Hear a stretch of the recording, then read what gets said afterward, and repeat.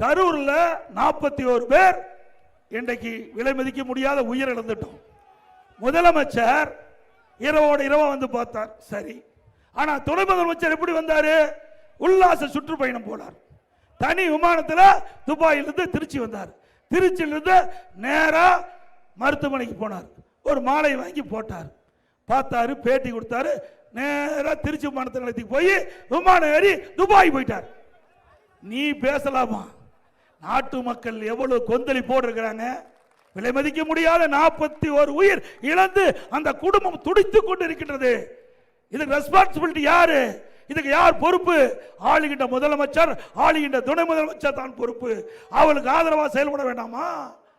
பாதிக்கப்பட்ட மக்களுக்கு சரியான முறையில் சிகிச்சை அளிக்கப்படுகிறதா என்று கவனிக்க வேண்டாமா?